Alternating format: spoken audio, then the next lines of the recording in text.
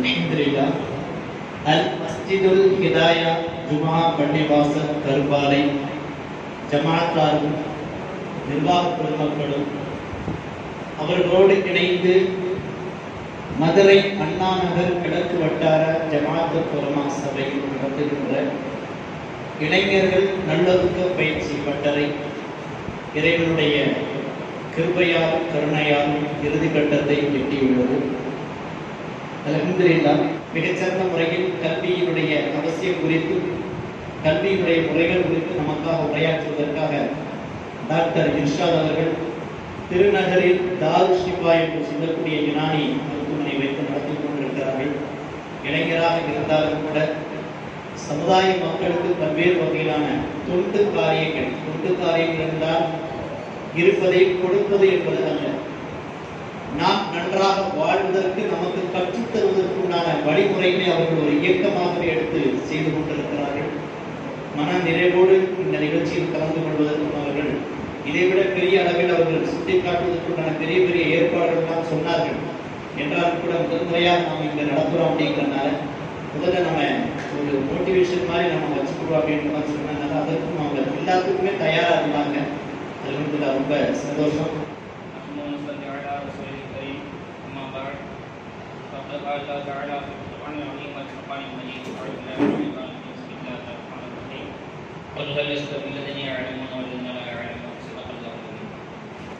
கண்ணியத்திற்கும் பெருமதிப்புக்கும் உரிய அல் மஸ்ஜிதுல் ஹிதாயா ஜுமா பள்ளிவாசல் கரும்பாலை நிர்வாகிகளே, அன்புக்குரிய இமாம் அவர்களே, ரைட் பாத் பள்ளியின் நிர்வாகி அவர்களே, ஃபைசல் முக்தூமி அப்துல் ஸ்வாஹி அவர்களே மற்றும் மாணவ செல்வங்களே, அனைவருக்கும் என்னுடைய சலாமை தெரிவித்துக் கொள்கின்றேன். அஸ்ஸலாமு அலைக்கும் வரஹ்மத்துல்லாஹி வபரகாத்துஹு. வலைக்கும் சலாம். முதலிலே இந்த சிறிய உரையை நான் ஆரம்பிக்கிறதுக்கு முன்னாடி ஒரு தேவையான காலகட்டத்திலே மிக சரியான ஒரு நீட் ஆஃப் த ஹவர் சொல்லுவாங்க. இன்றைய காலகட்டத்துக்கு தேவையான ஒரு விஷயங்களை எடுத்து, அதாவது இளைஞர்களுக்கு மாணவர்களுக்கு தேவையான விஷயங்களின் முத்துக்களாக 3 விஷயங்கள் அற்புதமாக செலக்ட் பண்ணியிருக்காங்க. தொழுகை மட்டும் ஒரு இளைஞர்களும் மாணவர்களும் பிடித்துக் கொண்டார்கள் என்று சொன்னால் அந்த தொழுகை அவர்களை இருந்து மென்மேலும் வளர்வதற்கும் அவர்கள் ஒழுக்கமாக நடைபெறுவதற்கும் மிகுந்த ஒரு பாதுகாப்பாகவும் ஒரு பயிற்சியாகவும் அமைந்துவிடும். அதே நேரத்திலே அந்த ஒரு பருவம், அந்த மாணவ பருவமாகவும் அந்த இளைஞர்களாக இருக்கக்கூடிய பருவத்திலே ஒழுக்கக்கேடுகள் ஏற்படுவதற்கு மிக மிக வாய்ப்புகள் அதிகம். அந்த எண்ணம் அப்படிதான் இருக்கும், அந்த வயசு அப்படிதான் இருக்கும். அந்த காலகட்டத்தில் தேவையான ஒழுக்க பயிற்சியை கொடுக்க வேண்டும். அதே நேரத்தில் பருவத்திலே பயிற்சி என்று சொல்வது போன்ற கல்விக்கான வயதும் அதுதான். அதுக்கப்புறம் நம்ம ஒரு 25 வயசுக்கு அப்புறம் மேலே போய் நான் குரானை ஓத வேண்டும் என்று சொன்னாலோ, ஹதீஸை படிக்க வேண்டும் என்று சொன்னாலோ, இல்லை குரானில் உள்ள சில வசனங்களை நாம் மனப்பாடம் செய்ய சொன்னால் கூட மிக சிரமமாக இருக்கும். அதே நேரத்தில் பள்ளி படிப்பையோ அல்லது கல்லூரி படிப்பையோ நம்ம அதுக்கப்புறம் போய் படிப்பது இன்னைக்குள்ள நமக்கு சாத்தியமே இல்லை. அப்படி பார்க்கும் பொழுது முத்துக்களாக கல்விக்குண்டான பயிற்சி, தொழுகைக்கான பயிற்சி, ஒழுக்கத்திற்கான பயிற்சி என்ற 3 விஷயங்கள் அடிப்படையாக எடுத்து இந்த ஒரு அமைப்பான ஒரு விஷயத்தை ஆரம்பித்திருப்பது, அதுவும் ஹஸரத் சொன்னாங்க, இந்த அஜெண்டா போட்ட உடனே முதல் முறையாக நம்ம பள்ளியிலும் ஆரம்பிச்சிருக்கோம்னு சொன்னாங்க. அல்ஹம்துலில்லாஹ். இதற்காக எண்ணியவர்களையும் முயற்சி செய்த ஜமாத்தார்களையும் இமாம்களையும் அனைவருக்கும் அல்லாஹ் பொருந்திக் கொள்வானாக. இந்த ஒரு நிகழ்ச்சியை வைத்து மதுரையில் அனைத்து பள்ளிகளிலுமே இது போன்ற ஒரு ரெவல்யூஷன் சொல்லுவாங்க, ஒரு புரட்சிகரமான விஷயங்களை வந்து எல்லா பள்ளியிலையும் கொண்டு வருவதற்கு இது அல்லாஹ் இந்த நிகழ்ச்சி அல்லாஹ் பொருந்திக் கொள்ளும் என்று அல்லாஹ்விடம் துஆ செய்தனால என்னுடைய உரையை ஆரம்பிக்கின்றேன். இப்ப இளைஞர்களுக்காக அப்படின்னு சொன்னாங்க. ஆனா இப்ப பார்க்கணும் பாதி நிர்வாகிகள் பெரியவங்க இருக்காங்க, பாதி இளைஞர்கள் இருக்காங்க. அதனால பயிற்சி அளிக்கிற அளவுக்கு நான் ஒரு வயதுல மூத்தம் சொல்ல முடியாது. ஒரு கலந்துரையாடல் மாதிரி என்னுடைய கருத்துக்களை நான் இங்க சொல்ல விரும்புறேன். அதனால ஒரு இளைஞர்களுக்கான ஒரு பயிற்சி நம்ம நினைக்காம கல்வியோட அவசியத்தை எல்லாருமே நம்ம தெரிஞ்சுக்கணும் அப்படின்ற அடிப்படையில இந்த பேச்சை அமைச்சுக்குவோம் இன்ஷா அல்லாஹ். ரசூல் ஸல்லல்லாஹு அலைஹி வஸல்லம் அவங்க நமக்கு தெரியும் மதீனாவுக்கு வர்றாங்க. மக்காவிலிருந்து மதீனாவுக்கு ஹிஜ்ரத் செஞ்சு வந்த உடனே முதல்ல அவங்க ஆரம்பிக்கிறது, அவங்க ஒரு பள்ளியை நிர்மாணிக்கிறாங்க, ஒரு பள்ளியை கட்டுறாங்க. பள்ளியை கட்டிய பிறகு ரசூல் ஸல்லல்லாஹு அலைஹி வஸல்லம் அவங்க அந்த பள்ளியை மையமாக வைத்துதான் அரசியல், பொருளாதாரம், சமூகம், கல்வி அனைத்தையுமே கட்டமைக்கிறாங்க. அப்ப அந்த சுஃபா என்று சொல்லக்கூடிய அந்த திண்ணையை உருவாக்கி அந்த சுஃபா என்ற திண்ணை தோழர்கள் தான் வந்து அந்த திண்ணையில ஒரு பல்கலைக்கழகமாக செயல்பட்டது. அந்த திண்ணையிலே கற்ற அந்த சஹாபாக்கள் தான் நாளைக்கு அபூபக்கராகவும் உமர் அவர்களாகவும் உலகத்தை புரட்டி போட்ட இன்றளவும் சொல்லப்படக்கூடிய மிகப்பெரிய சக்தி வாய்ந்த ஒரு ஆட்சியாளர் உருவாக்கியது அந்த திண்ணை பள்ளி தான். அப்ப வந்து அந்த கல்வியை ரசூல் ஸல்லல்லாஹு நிர்மாணிக்கிறாங்க. அப்படிதான் அப்படி உருவான கல்வி, இஸ்லாமியோட கல்வி அசுர வேகத்தில் இருந்தது. நீங்க வரலாற்றை எடுத்து பார்க்கணும். மாணவர்களாக இருந்தோம் என்று சொன்னால் நான் சொல்லக்கூடிய சில விஷயங்கள் நீங்க கேள்விப்பட்டிருப்பீங்க. கேள்விப்படலைனாலும் பேப்பர்ல குறிச்சு வச்சுக்கோங்க. அதை நீங்க வீட்டில் போயிட்டு எல்லா கையிலுமே மொபைல் இருக்குது, எல்லாருமே ஆண்ட்ராய்டு மொபைல் யூஸ் பண்றோம், இன்டர்நெட்ல டைம் நம்ம ஸ்பெண்ட் பண்ணிட்டு இருக்கோம். இந்த விஷயங்களை நீங்க எடுத்து நீங்க படிச்சீங்கன்னு சொன்னா உங்க கையிலே கோடிக்கணக்கான விஷயங்கள் நீங்க எடுத்துக்கொள்ள முடியும், இஸ்லாம் சம்பந்தப்பட்ட விஷயங்கள் எல்லாம். இப்போ ஒரு சில விஷயம் நான் சொல்றேன், வரலாற்றை பத்தி நம்ம தெரிஞ்சுக்கணும். ஏனென்று சொன்னால் யார் தன்னுடைய வரலாற்றை தெரிந்து கொள்ளவில்லையோ அவர் ஒரு வரலாற்றை படைக்க முடியாது. நம்ம கடந்த இந்த பாதையை நம்ம மறந்து விட்டோம் என்று சொன்னால், அதை நினைவுபடுத்தவில்லை என்று சொன்னால் நம்ம ஒரு பாதையை உருவாக்க முடியாது. நான் யாருன்றதை நம்ம சொல்லணும். அது இன்றைய காலகட்டத்தில் இந்தியாவிலே இருக்கக்கூடிய வரலாற்றை திருத்திக் கொண்டிருக்கிறார்கள். வரலாற்றை மாற்றி எழுதப்படுகின்றது. பழைய வரலாற்று புத்தகங்கள் அழிக்கப்பட்டு புதிதாக வரலாற்றை எழுத வைத்து தவறான விஷயங்களை வந்து கற்றுக்கொள்ள வேண்டும் என்ற அடிப்படையிலே பல்வேறு விஷயங்கள் நடந்துட்டு இருக்குது. அப்படி இருக்கும் பொழுது நம்முடைய வரலாற்றை நாம் தெரிந்து கொள்ள வேண்டும். நம்ம அடுத்த சந்தைக்கு சொல்ல வேண்டிய கட்டாயத்தை இருக்கின்றோம். இளைஞர்கள், பெரியவர்கள் அனைவருக்குமே கட்டாயம். அப்ப நம்ம வரலாற்றை பார்க்கும் பொழுது 3 பிரிப்பாங்க. அதாவது பண்டைய கால வரலாறு, மத்திய கால வரலாறு, நவீன வரலாறு அப்படின்ற மாதிரி பிரிப்பாங்க. மெடேவியல் சொல்லக்கூடிய மத்திய கால வரலாறுன்றத பார்த்தீங்கன்னு சொன்னா முஸ்லீம்களுடைய வரலாற்றிலே கோல்டன் ஏஜ், அதாவது ஒரு பொற்காலமாக சொல்லப்படுது. நீங்க இஸ்லாமிக் கோல்டன் ஏஜ் இந்த வேர்டை மட்டும் நீங்க நெட்ல போடுங்க, பேச தேவையில்லை. இஸ்லாமிக் கோல்டன் ஏஜ் நீங்க போட்டீங்கன்னு சொன்னா கிபி அதாவது 750 இருந்து 1250 வரை உள்ளக்கூடிய அந்த இடைப்பட்ட காலம். இந்த காலகட்டத்தில் வந்து எப்படி சொல்றாங்கன்னா வரலாற்று ஆசிரியர்களே சொல்றாங்க இது வந்து இஸ்லாமிக் கோல்டன் ஏஜ் என்பதாக. இஸ்லாமிய வரலாற்றிலே அந்த உலக வரலாற்றிலே பொற்காலமாக பார்க்கப்படுகின்றது. ஏன் அப்படி பார்க்கப்பட்டது என்று சொன்னால் அப்ப வந்து நாகரிகத்துக்கும் அறிவுக்கும் கல்விக்குமே வந்து முன்னோடிகள் இஸ்லாமியர்கள் தான். அப்ப ஐரோப்பிய நாடுகளும் கிடையாது. அதெல்லாம் இருண்ட கண்டமாக இருந்தக்கூடிய காலகட்டத்துல நம்ம சமுதாயம் முஸ்லீம்கள் அன்னைக்கு வந்து கல்வியில உயர்ந்த இடத்துல இருந்தாங்க. அதாவது அப்பாசிய ஹலிஃபாக்களுடைய காலங்கள், அப்ப ஹலிஃபா ஹாரூன் ரஷீத் அவங்களுடைய தந்தை அவங்களுடைய காலகட்டத்தில் வந்து கல்விக்கு எந்த அளவு முக்கியத்துவம் கொடுத்தாரு என்று சொன்னால் அவங்க வந்து ஒரு கல்வி நிறுவனம் அமைக்கிறாங்க. பைத்துல் ஹிக்மா அப்படின்னு சொல்லக்கூடிய ஒரு கல்வி நிறுவனத்தை உருவாக்குறாங்க. எப்படி என்று சொன்னா உலகத்தில எங்கெங்கெல்லாம் அறிவு இருக்கின்றதோ எல்லா அறிவையும் இங்கே கொண்டு வர வேண்டும். சீன தேசத்துக்கு அறிவிக்கின்றது அங்கு கொண்டு வரப்பட்டது. இந்தியாவிலேயும் பழமையான அறிவுகள் இருந்து பாரம்பரிய பண்பாடு பார்த்தீங்கன்னு சொன்னா ரோம பேரரசு இருந்துச்சு, சீன பேரரசு இருந்தது. இந்தியாவிலேயும் பழமையான பேரரசு இருந்திருக்கின்றன.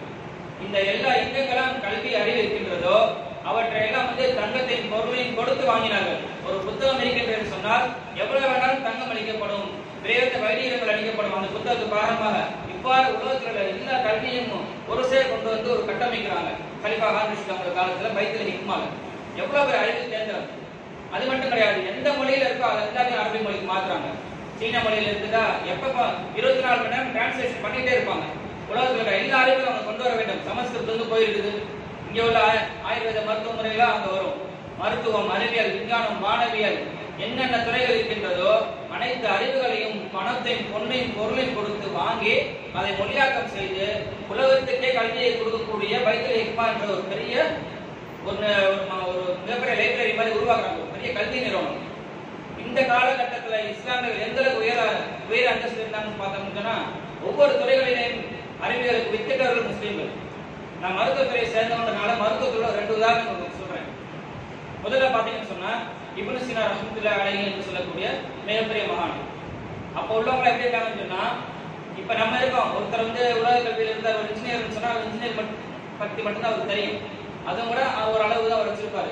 டாக்டர் இருக்காருன்னு சொன்னா டாக்டர் தொழில் அவருக்கு தெரியும். அந்த அளவுக்கு மட்டும்தான் அவரோட அறிவு இருக்கும். அதுலயும் பல்வேறு பிரிவுகள் இருக்குது. இதையும் சம்பந்தப்பட்டவர்கள் இதே தான் சொல்லுவார் டாக்டர். குழந்தைகள் டாக்டர் குழந்தைகள் பற்றி தான் நான் சொல்லுவேன் சொல்லி. அப்ப வந்து ஒரு துறையை பற்றிய அறிவு மட்டும்தான் இன்னைக்கு இருக்குது. ஆனா அன்னைக்கு உள்ள ஸ்காலர்ஸ் அவங்க எப்படி இருந்தாங்கன்னு சொன்னா ஒரே ஒருத்தவங்க பல்வேறு அறிவியல் வல்லுநர்களா இருப்பாங்க. நம்மள மாதிரிலாம் கிடையாது. அவங்க எப்ப எந்திரிச்சாங்க, எப்ப சாப்பிட்டாங்க, எப்ப தூங்குனாங்கன்னு நம்மளால கணிக்க முடியல. ஆயிரக்கணக்கான புத்தகங்கள் எழுதி வச்சுட்டு போயிருக்காங்க. எப்ப செஞ்சாங்கன்னு தெரியல. ஒரே ஒரு அறிஞராக இருப்பாரு. அவர் முக்கியமாக எல்லா அறிவியலாளர்களும் ஆலிம்களாக இருப்பாங்க.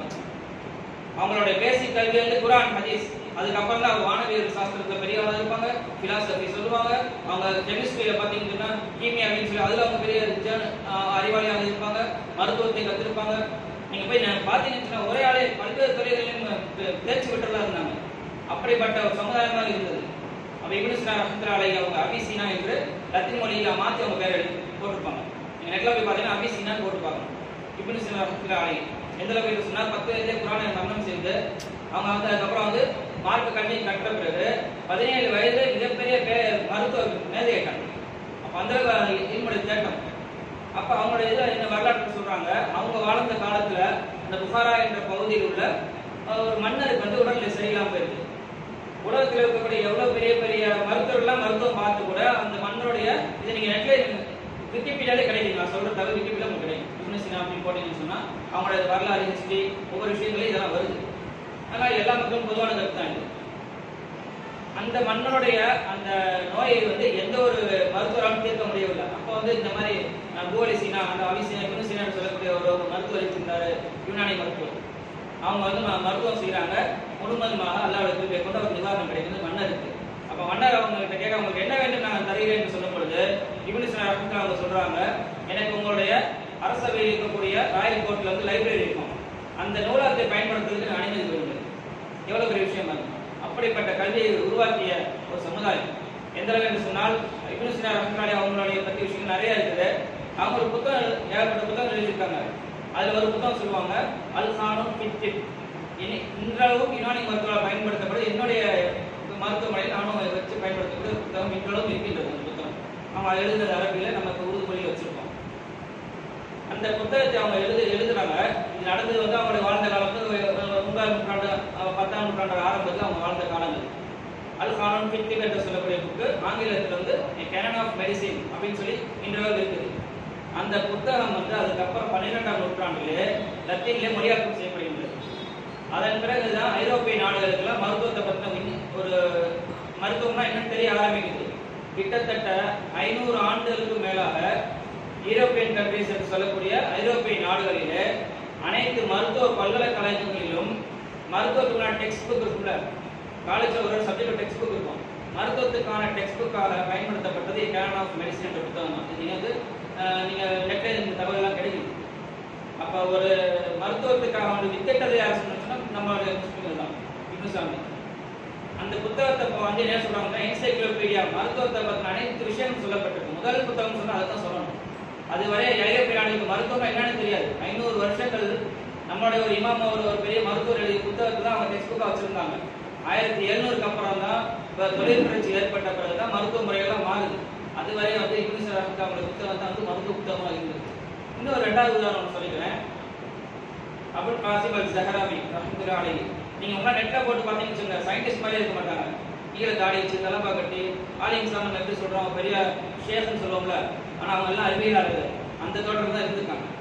நீங்க ஸஹராவி அல் ஸஹராவின்னு போட்டாலே வந்துடும். அல் ஸஹராவி நீங்க நெட்ல போட்டீங்கன்னா இப்னு காசிம் அல் ஸஹராவி ரஹ்மத்துல்லாஹி அவங்களை பற்றி எவ்வளவு பெரிய மகான் என்று சொன்னால் அவங்க தான் இன்னைக்கு உள்ள செய்யக்கூடிய சர்ஜரி, அதாவது மாடர்ன் சர்ஜரியோட ஃபாதர்னு சொல்றாங்க, ஃபாதர் ஆஃப் மாடர்ன் சர்ஜரி. இன்னைக்கு நம்ம என்னென்ன அறுவை சிகிச்சையில் இருக்கக்கூடிய கருவிகள் பயன்படுத்தப்படுகின்றதோ அது எல்லாத்தையுமே வடிவமைத்து பயிரிட்டது அவங்க தான். நெட்ல இருக்குது. ஆனா வந்து இது வந்து மேற்கத்திய உலகம் மறைச்சிரும். இவங்க புதுசா 1700க்கு அப்புறம் யாராவது ஒருத்தவங்க பேர ஜெர்மன்ல இருக்கோ யாராவது ஒருத்தவங்க போட்டு தான் சர்ஜரின்னு சொல்லி முடிச்சுட்டாங்க.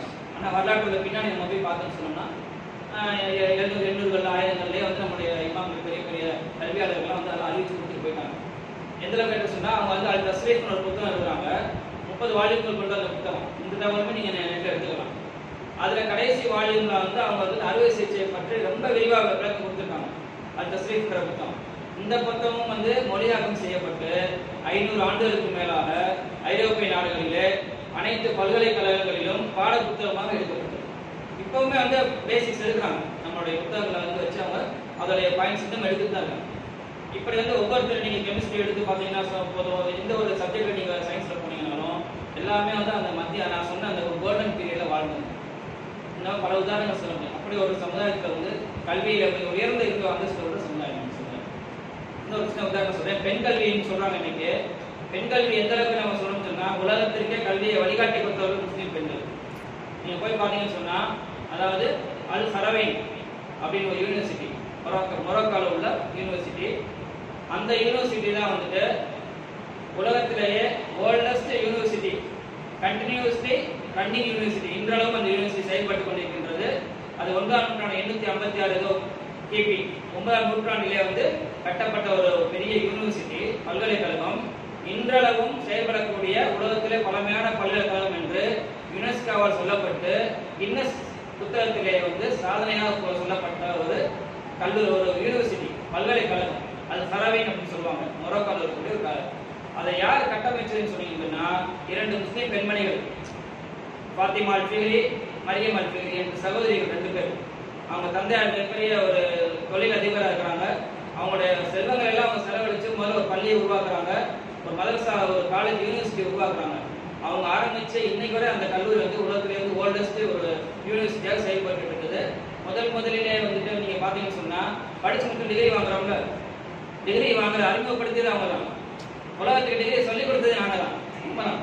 டிகிரி படிச்சு முடிச்சா அவங்களுக்கு வந்து ஒரு பல்கலைக்கழகம், கல்லூரி அதே மாதிரி இது சொல்றாங்க. மருத்துவமனையை உருவாக்க வேண்டும், மருத்துவமனையில் பேஷண்ட் அட்மிட் பண்றது, எல்லா விஷயங்களுமே நீங்க பாத்தீங்கன்னு சொன்னா உருவாக்கி தந்தவர்கள், பேஸ் போட்டு கொடுத்தவர்கள் இஸ்லாமியர்கள். அப்படியெல்லாம் ஒரு வாழ்ந்த சமுதாயம் இஸ்லாமியர்கள் தான். ஏன் மாறிச்சு, எங்க நம்ம இதான் மாறி போனோம் அப்படின்னு பார்க்கும்பொழுது வரலாற்றில் பல விஷயங்கள் வரும். இப்போ இந்த பைத்துல் ஹிக்மா உருவாச்சு, ஈராக்கை தலைமையமாக கொண்டு இஸ்லாமியர் கல்வியை உயர்ந்து அடிச்சுட்டு இருக்காங்க. அப்போ சில நேரம் என்ன பிரச்சனை வருது, மங்கோலியர்களோட படையெடுப்பு வருது, அப்போ அழிக்கப்படுது, எல்லா புத்தகங்களும் வந்து நதியில் எரியப்படுது, வீணாகுது கல்வியெல்லாம். அதன் பிறகு முஸ்லீம்கள் மேல் தாக்குதல் ஏற்படுத்துறாங்க, சிலுவை போர்கள் ஏற்படுத்தும் பொழுது இந்த புத்தகங்கள் எல்லாம் வந்து மொழியாக்கம் பண்றாங்க, திருடிட்டு போயிடுறாங்க, எடுத்துட்டு போய் ஸ்டோலன்னு சொல்லுவாங்க, அதான் எடுத்துட்டு போய் மொழியாக்கம் பண்றாங்க. ஒரு இடத்துல வச்சு எல்லாத்தையும் லத்தீன் மொழியில மாற்றம் பண்ணி அதுதான் அங்கே போகுது ஐரோப்பிய நாடுகள். அதுக்கப்புறம் தான் அந்த இல்மு வந்து வேற மாதிரி பரிணாமம் அடைஞ்சு நம்ம எல்லாமே மறைக்கப்பட்டுறோம், முன்னாடி அவங்க வந்துடுவாங்க. இந்த மாதிரி எல்லா துறைகளையும் நம்ம பார்க்க முடியும். சரி, இந்த மாதிரி நம்ம சமுதாயம் எப்பவுமே நம்ம இதெல்லாமே கேள்விப்படுறோம், நம்மளாம் கல்வியில் உயர்ந்த சமுதாயம் தான் அப்படின்றது நமக்கு தெரிஞ்சுக்குது. இல்லை இந்த மாதிரி பயன்கள் யாராவது பேசும்போது கேட்டுக்கிறோம். இது எப்படி நம்ம அப்ளை பண்ண போறோம், அந்த கேட்டு நம்ம என்ன பிரயோஜனம் அடைய போறோம்ன்றது தான் நமக்கு முக்கியமான விஷயம். அப்ப இன்னைக்கு நம்ம நிலைமை என்னன்றது நம்ம தெரிஞ்சுக்கணும். வரலாறு தெரிஞ்சுக்கிறோம், புத்தகங்கள் மூலியமா தெரிஞ்சுக்கிறோம், யாராவது சொல்றது மூலியமா நம்ம தெரிஞ்சுக்கிறோம். இன்னைக்கு நம்ம நிலைமை என்ன நம்ம தெரிஞ்சுக்கிட்டா தான் நம்ம அதுல இருந்து தப்பிச்சு முன்னேற முடியும். எந்த ஒரு சமுதாயம் தன்னைத்தானே மாற்றிக்கொள்ளாத வரை அல்லாஹ் அவர்களை மாற்ற மாட்டான்னு சொல்றான். அப்ப நம்ம சமுதாயம் நம்மளை மாற்ற வந்தாலும் அல்லாஹ் மாற்றத்தை கொடுப்பான்னு நல்லா சொல்றான். அப்ப நம்மளோட நிலைமை என்ன அப்படின்னு பார்க்கணும்னு சொன்னா சிம்பிளா எல்லாருக்குமே வந்து ஏற்றுக்கொள்ளக்கூடிய முறையில முழு இந்தியாவும் ஏற்றுக்கொள்ளணும்னு சொன்னா பல இடங்கள் நீங்க கேள்விப்பட்டிருப்பீங்க. நீதிபதி சச்சார் கமிட்டியோட அறிக்கைன்னு சொல்லுவாங்க. அது நீங்க கேள்விப்படலைன்னு சொன்னா கண்டிப்பா நீங்க தெரிஞ்சுக்கணும்.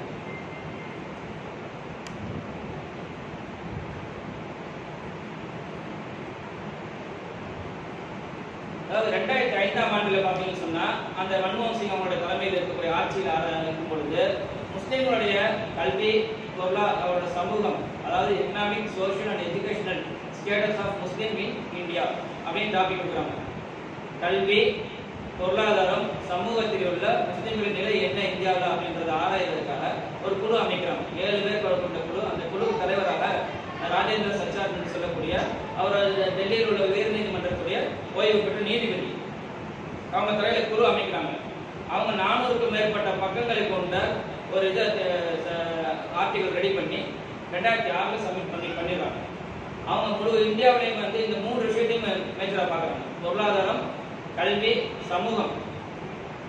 இந்த மாதிரி ஒரு கமிட்டி வந்து இந்தியா சுதந்திரம் அடைந்ததிலிருந்து 2005 வரை வந்து யாருமே இந்த ஒரு ஆர்டிகலோ யாரும் இதை பற்றி ஆய்வு செய்யவே இல்லை. அதுக்கான ஒரு வாய்ப்பு அமையல. இந்த ஒரு வாய்ப்பாக வந்து கொடுக்கப்பட்டு அவங்க வந்து முடிச்சு கொடுக்குறாங்க.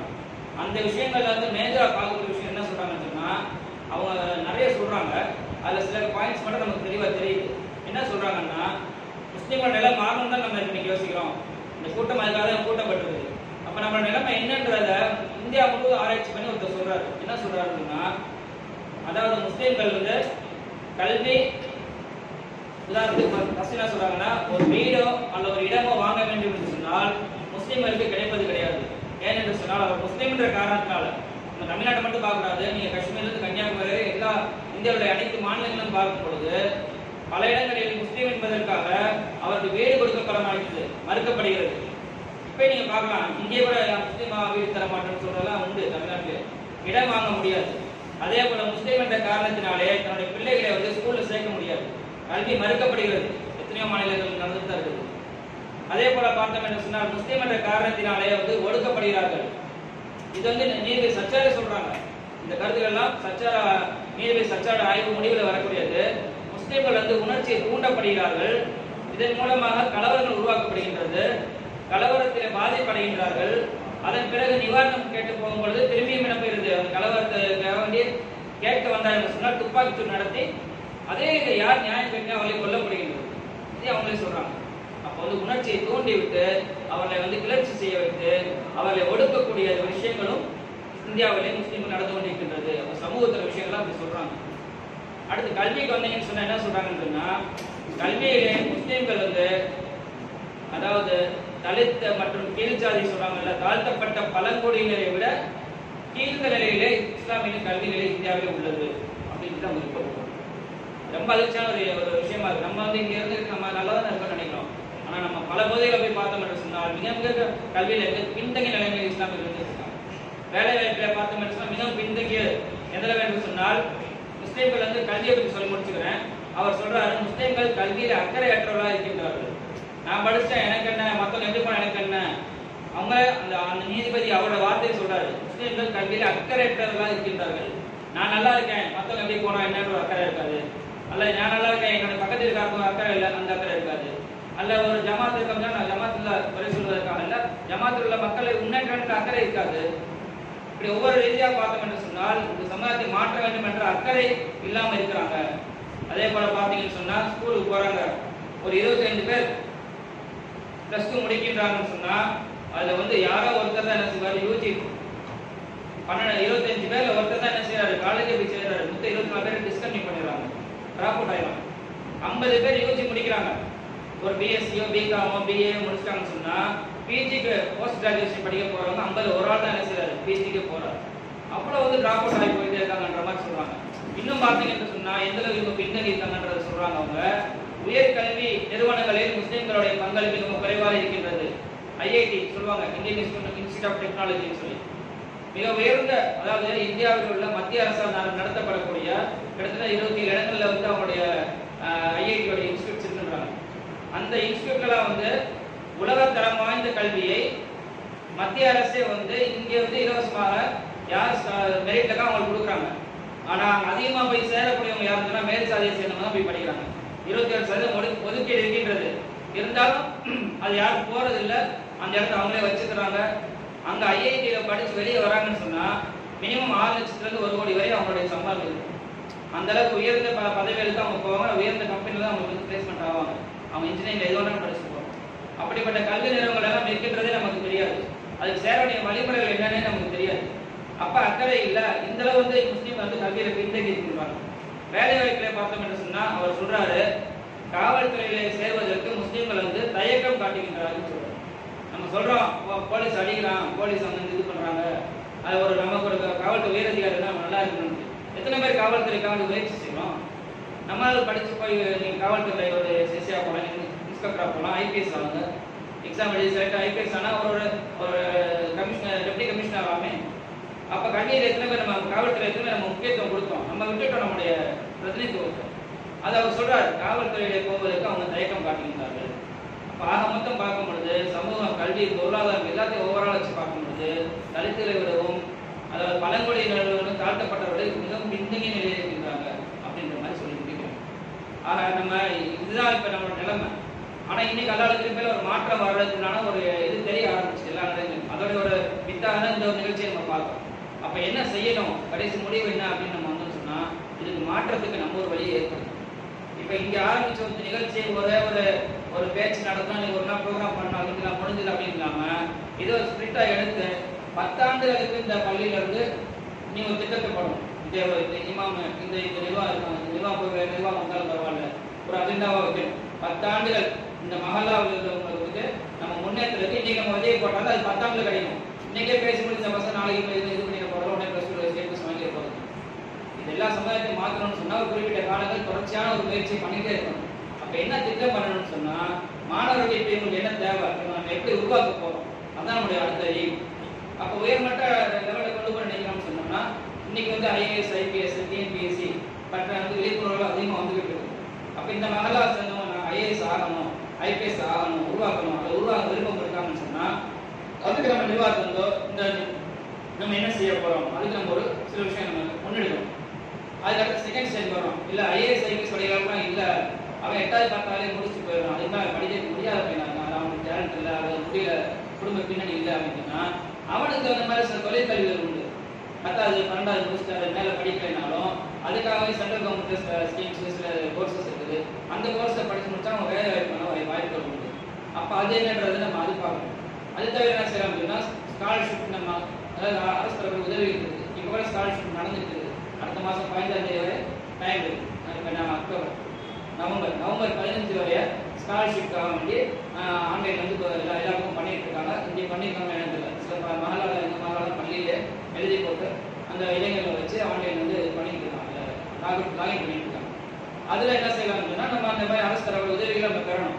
அதை ஞாபகம் வச்சுக்கலாம். சச்சார் கமிட்டியில் அவர் சொல்றாரு, அதாவது அரசு தரக்கூடிய இந்த மாதிரி சிறுபான்மைகளுக்கான நலத்திட்டங்களும் இந்த மாதிரி உதவிகளும் வந்து போடப்படுது. ஆனா அவங்களுக்கு போய் சேர்றது இல்லை. ஏன்னு சொன்னா அந்த கமிட்டியை உருவாக்குறாங்கல்ல கமிஷன், அந்த கமிஷன் ஒரு முஸ்லீம் கூட இருக்க மாட்டாரு. முஸ்லீம்களுக்காக உருவாக்கப்பட்டுரும்.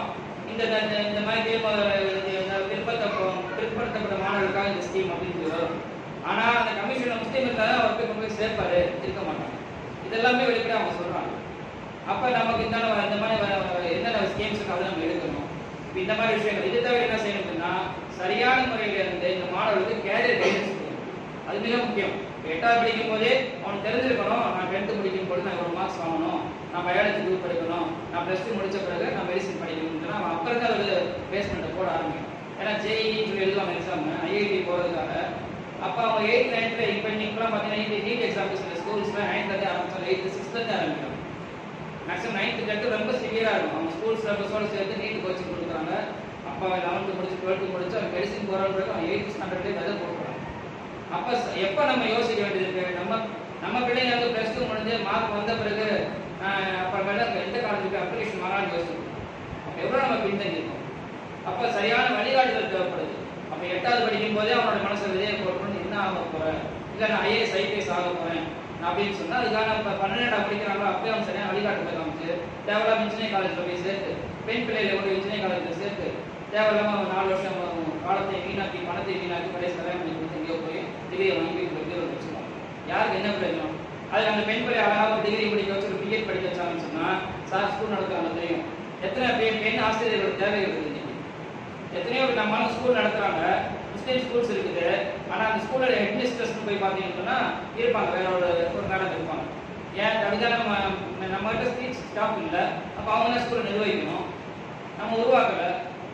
அப்போ பெண் பிள்ளைகளுக்கு என்ன கல்வி கொடுக்கணும்ன்றது இல்லை. எதை வேணாலும் ஹேர் ஹவுசஸில் படிக்க வைக்கிறது, வேற ஏதாவது மேனேஜ்மெண்ட் படிக்க வைக்கிறது, அந்த மாதிரி கேரியர் கைடன்ஸ்லேயே குளறுபடிகள் நிறையா இருக்குது. இவனுக்கு இந்த பையன் எவ்வளோ கெப்பாசிட்டி இருக்கான், அவனுக்கு என்னென்ன நம்ம பார்த்து இந்த மாதிரி குரூப் பண்ணி இருக்குது. வந்து இப்போ கடைசியாக நம்ம கன்க்ளூஷன் என்ன வரும்னு சொன்னால், இப்போ இந்த பள்ளியில் ஒரு முடிவு செஞ்சு என்ன செய்யலாம் அப்படின்னு சொன்னால், முதல்ல வந்து டேட்டா கலெக்ட் பண்ணணும். எல்லா பள்ளிகளுக்குமே சொல்லணுன்றத சொல்லிட்டு இருக்காங்க. அதுதான் இங்கேயும் சொல்கிறோம். ஸ்டூடெண்ட்ஸ் எவ்வளோ இருக்காங்க, எந்தெந்த ஸ்டாண்டர்ட் இருக்காங்கன்றத டேட்டா ஃபுல்லாக கலெக்ட் பண்ணணும். இந்த வருஷம் 8 பையன் நான் அடுத்த 9th தான் 10th வந்துடும். அப்போ கேரியர் கைடன்ஸ் ப்ரோக்ராம் ஒன்று பண்ணுறாங்கன்னு சொன்னால், நம்ம பள்ளிக்கு ஒரு நியூஸ் வருது அப்படின்னு சொன்னால் உடனே என்ன சொல்லுவாங்க, மற்ற டேட்டா இருக்கும் கையில். 10th ஸ்டாண்டர்ட் படிக்கிற பசங்க இத்தனை பேர் இருக்காங்க, ரவுண்ட் இருக்காங்க, 12th இருக்காங்க. அப்படி இவங்கெல்லாம் நம்ம என்ன சொல்லுவோம், கரெக்டாக நம்ம பேரண்ட்ஸுக்கு ஃபோனை போட்டு கொடுத்து இங்கே பாருங்க இங்கே ஒரு கேரியர் கைடன்ஸ் ப்ரோக்ராம் நடத்துகிறாங்க. நடத்திட்டு தான் இருக்காங்க. சமுதாயத்தில் வந்து சில இயக்கங்கள் வந்து சில முயற்சிகள் பண்ணிட்டு தான் இருக்காங்க. அது ஆனால் போய் சேரவே மாட்டேங்குது. சேரக்கு யார் துணையாக நிற்கணும்னு சொன்னால் ஜமாத் தான் துணையாக இருக்கணும். பள்ளி இல்லாமல் எந்த ஒரு நல்ல காரியம் நடக்காது. நிர்வாகமும் பள்ளியும் சும்மா உரையும் தான் வந்து சமுதாயத்தை முன்னேற்றி கொண்டு வருவதற்குமான பேஸே இதுதான், அஸ்திவாரம் இதுதான். இது எல்லாம் எந்த இயக்கமும் ஜெயிக்க முடியாது, எந்த ஒரு கட்சியாக தான் ஜெயிக்க முடியாது. இங்கே தான் எல்லாமே இருக்குது. அப்போ இங்கே நம்ம சரியாக ஸ்ட்ராங்காக வச்சு நம்ம ஒரு பாலமாக இருந்து அவங்க நம்ம இணைச்சு விட்டோம்னு சொன்னோம்னா இன்ஷால்லா ஒரு மாற்றம் ஏற்படும். அப்போ டேட்டா கலெக்ட் பண்ணி கேரியர் கைடன்ஸ் சரியான முறையில் பண்ணணும். நம்மகிட்ட எத்தனை பேர் இந்த மகளால் இருந்துட போகிறாங்க, 30% இருப்பாங்க, 50% இருப்பாங்களா இருப்பாங்க. அதில் எத்தனை பேர் டிகிரி படிக்க போகிறோம். டிகிரி படிக்கிறவங்களாம் கூப்பிட்டு ஒரு ஓரியன்டேஷன் ப்ரோக்ராம் பண்ணலாம். அதில் நம்ம இயக்குநரோட பொறுப்பை ஏற்படுத்திட்டு என்ன சில கேட்குது. அப்போ கேரியர் கைடன்ஸ் ரொம்ப சரியான முறையில் கொடுக்கணும். அந்த டிகிரி முடிச்சுக்கான்னு சொன்னால் அவங்கள பிடிச்சி வச்சு ஐஏஎஸ் ஐபிஎஸ் இப்போ கூட டிஎன்பிசி கோச்சிங் நடத்திட்டு இருக்காங்க. மவுபாளையத்தில் நடத்திட்டு இருக்காங்க. ஸ்டூடெண்ட்ஸ் கொஞ்சம் பேர்லாம் வந்துருக்காங்கன்ற மாதிரி கேள்விப்பட்டேன். இன்னைக்கு ஐஏஎஸ் எக்ஸாம் வேறு நடக்குது ஒர்க் போர்டில். நான் அதே நேரத்தில் வந்து அடுத்த டிஎன்பிசி எக்ஸாம்ஸ்க்காக வேண்டிய கோச்சிங் நடந்துட்டு இருக்குது. அடுத்து வரக்கூடிய எக்ஸாம் வருது, டிஎன்பிஎஸ்சி எக்ஸாம் வரப்போகுது. அதுக்காக வேண்டி கோச்சிங் நடத்தி ஃப்ரீயாக நடத்துறாங்கன்னு சொன்னோம். மோகால் நடந்துருக்கு. அப்போ வந்து நம்ம மகளால் யார் யார் இருக்கா காலேஜ் முடிச்ச பசங்க நம்ம கணக்கெடுத்து ஒவ்வொரு ஒன் பை டோர் நம்ம வந்து நம்ம கண்காணிப்பு இருக்கணும். இது ஒரு பக்கம் பண்ணணும். இது முடிச்சவங்களுக்கு சின்ன பசங்க 8th 10th 12th படிக்கிறவங்க ரெகுலராக தொடர்ச்சியான முறையில் கேரியர் கைடன்ஸ் ப்ரோக்ராம் நடத்தணும். அதில் அவனுடைய கெப்பாசிட்டி இருந்துச்சு, குறைவாக இருந்துச்சுன்னா அவனுக்கான தொழில்நுட்ப விஞ்ஞானங்களை இருக்கணும். இந்த மாதிரி கவலை எடுத்தீங்கன்னு சொன்னால் நிச்சயமாக இதுக்காக வந்து உங்களுக்கு ஆலோசனை வழங்குறதுக்கு கல்வி இயக்கங்களும் உண்டு, பல்வேறு இயக்கங்களும் உண்டு, செயல்பட்டு தான் இருக்காங்க. இன்ஷால்லா நியத்து வைங்க. 10 ஆண்டுகளில் இதே ஸ்பிரிட்டோட உழைச்சிட்டோம்னு சொன்னால் நிச்சயமாக இன்ஷால்லா இந்த கருப்பாலை மகாலாலே எத்தனை பெரிய பெரிய வழிகாலர்கள் வருவாங்க. இங்கேருந்து ஐஏஎஸ் ஐபிஎஸ் உருவாக வாய்ப்பு உண்டு. இங்கேருந்து மருத்துவர் வரலாம், இன்ஜினியர்ஸ் வரலாம், எல்லாத்துக்கும் அல்லாத இன்ஷால்லா உருவாக்கி கொடுப்பான். ஆனால் நம்ம தொடர்ச்சியான ஒரு அமலாக இருக்கணும் அப்படின்னு கேட்டு அஸ்ஸலாமு அலைக்கும் வரஹ்மத்துல்லாஹி வபரகாத்துஹு. வலைக்கும் ஸலாம் வரஹ்மத்துல்லாஹி வபரகாத்துஹு.